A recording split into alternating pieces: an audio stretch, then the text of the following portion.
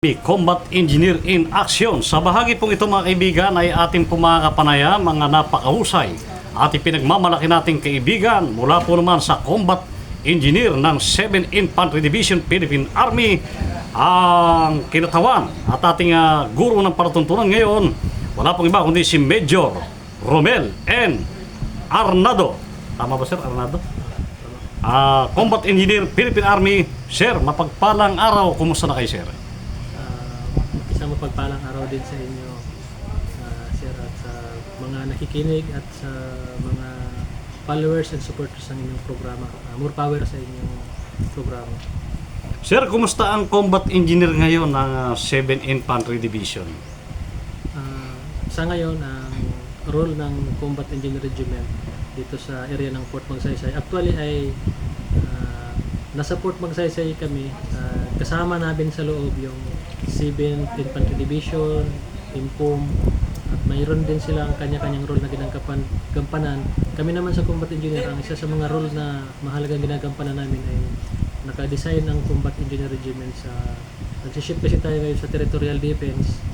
Bali ito yung first Combat Engineer Regiment sa Philippine Army na naka-design sa magdepensa o sa Territorial Defense. Naka-design siya para conduct ng mga activities. Sa ngayon ay ongoing yung training natin para i-develop yung ating mga combat engineer na tropa in case o during the time of peace, in case of worst case scenario in the future, ay prepared yung ating combat engineer regiment.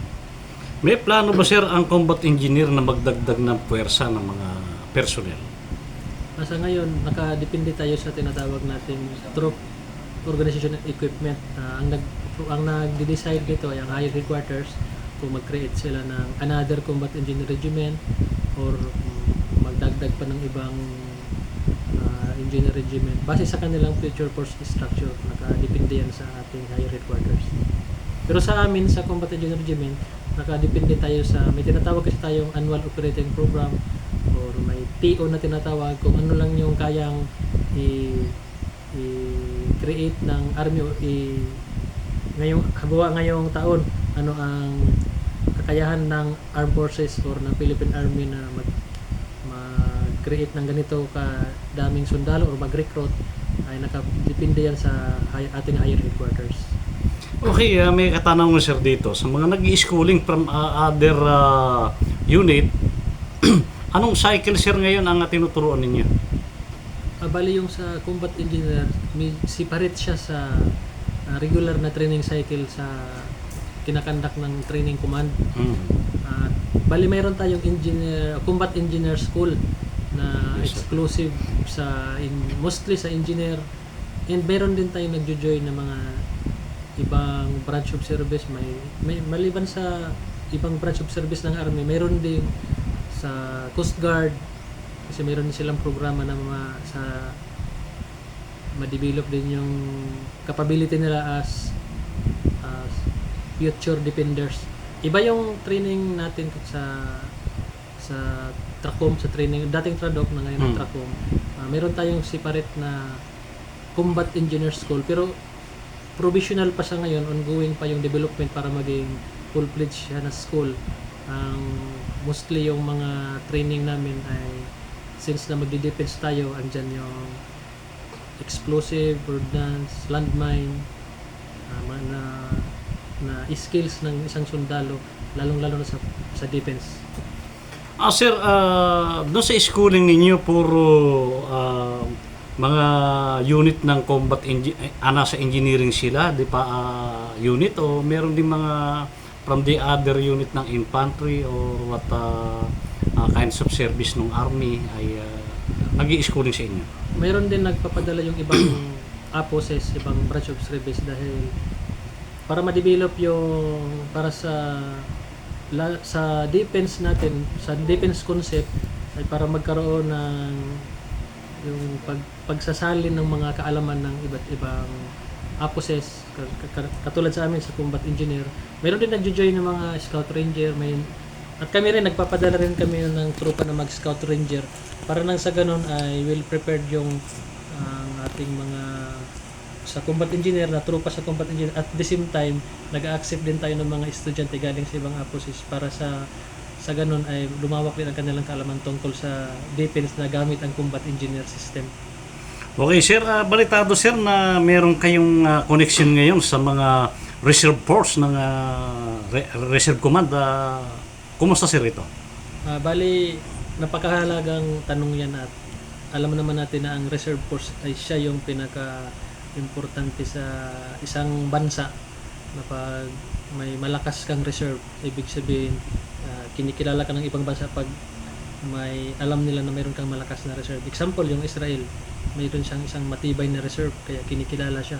Sa ngayon naman, nagde-develop ang ating Philippine Army sa ating Reserve Force Development. Yung programa nila, Reserve Force Development. At bilang align doon sa ginagawa ng Army, programa ng Army, ang Combat Engineer Regiment ay katulad nito, andito tayo ngayon sa 301 CDC na naka-align din yung activity natin sa Armed Forces, yung implementation ng PUCAW o yung sa West Philippine Sea Advocacy na hindi naman tayo nakikipag-away pero ang knowledges na may bibigay natin sa ating mga reservists para malaman nila yung rights na historically atin, legally atin. Sa ngayon kasi meron tayong cognitive warfare na kinakarap, parang peaceful lang siya pero sa ating mga isipan ay dapat ma-empower natin ang ating mga kababayan at malaking role na ginagampanan ng mga reserve force para maging force multiplier ng army sa pagpapalaganap nitong mga karapatan natin na atin talaga ito.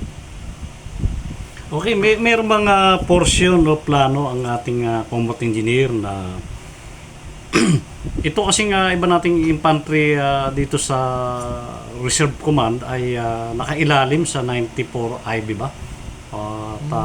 Yung kanilang mga training, meron bang portion na magaganap ngayon na yung ating mga reserve force ay magkakaroon na rin ng mga regular training dito sa combat engineer? Sa ngayon ay ang pagkakaalam ko ay mayroong na-create itong 3rd RCDG na Combat Engineer Company na naka-base sa Tarlac. Dito sa Nueva Ecija, sana magkaroon ng kahit engineer, combat engineer platoon. Ang inyong combat engineer ay willing mag-train ng mga combat engineer na reserve dito sa Nueva Ecija. Pero sa ngayon meron sa Tarlac, Combat Engineer Company. Area din namin siya, i-engage namin sila at magiging force multiplier ito ng Combat Engineer Regiment balang araw. Iti-train natin sila kung depende sa usapan sa unit sa CDG natin. Pag-uusapan pa natin yan para magkaroon tayo ng malinaw na kung ano yung training para sa kanila in terms of combat engineer knowledges. Okay, sir, maraming tayong napagbidahan at alam namin bitin, pero alam din namin na mahalaga ang inyong oras ay may tanong tayo natanggap dito kung okay daw sa inyo na maging regular ang ating panayaman para sa regular nilang panonood, pakikinig at pagtutok sa combat engineer ng Philippine Army. Willing po ang Combat Engineer Regiment, willing po. Nandyan lang po kami sa Port Magsaysay anytime na kung may itatanong sa amin. Willing naman po tayong i-entertain yung mga inquiry nila.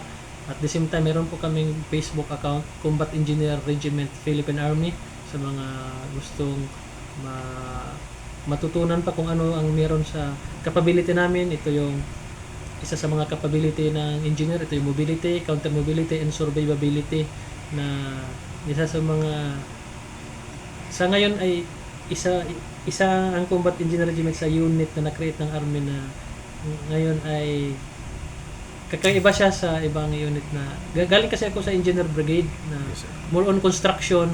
Nung nalipat ako sa Combat Engineer Regiment, doon ko nalalaman yung mga ang training pala ay doon ako sa construction. Mayroon palang ibang dimension ng engineer unit na makakatulong balang araw, lalo-lalo sa defense na kahit sinasabi ng iba na yung nahuhuli na ang armed forces natin pero in terms of defense ay hindi tayo mahuhuli, lalong-lalo sa mga knowledges na may mga bansa rin kasi na nagjo-join training sa amin, nag-sharing ng mga knowledges, lalo na yung mga bansa na may mga established na mga combat engineer unit. Okay, sir, maraming tanong pero abangan na lang nila sa susunod natin pagbabalik, sir, yung kanilang katanungan, lalo yung inyong mga training pa sa ibang bansa at yung mga kasalukuyang training ngayon at yung pagbubukas niyo ng mga klase at yung mga kasalukuyang inyong mga estudyante. Sir, baka meron akong hindi na itanong na karapat dapat malaman ng ating mga kababayan. Nasa iyo ngayon, sir, ang pagkakataon. Ito pa rin ang iyong anchorman, Romel Roque. Magkapangalan tayo, sir. Ayan. Kami nagpapasalamat ang buong pamunuan ng Combat Engineer Regiment sa aming pamumuno ni Brigadier General Recnon Carolasan, ang aming commander, ay nagpapasalamat na sa ngayon ay tinanggap kami ng mainit na pagtanggap dito sa Fort Magsaysay, Nueva Ecija, at katulad sa inyo rin na tumutulong na maipahatid sa ating mga kababayang Pilipino ang kung anong meron sa amin sa Combat Engineer, na aside sa preparation sa territorial defense ay na-utilize din kami as rescuer during disaster.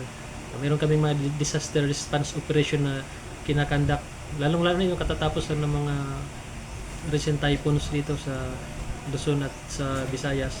Naka-deploy yung ating mga Combat Engineer Battalion sa Luzon, Visayas, Mindanao para magbigay ng serbisyo. Maliban lang sa preparation for territorial defense ay nagbibigay din tayo ng assistance in terms of calamity. At isa sa mga capability natin ng Army, nandyan sa Combat Engineer Regiment yung 525th Combat Engineer Battalion, na siya yung capability champion in terms of HEDR sa Philippine Army.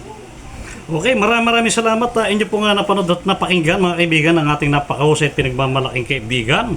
Mula po naman sa Combat Engineer sa Amtinio, Cabanatuan City, Major Romel and Arnado, ang Combat Engineer Philippine Army. Sir, maraming salamat.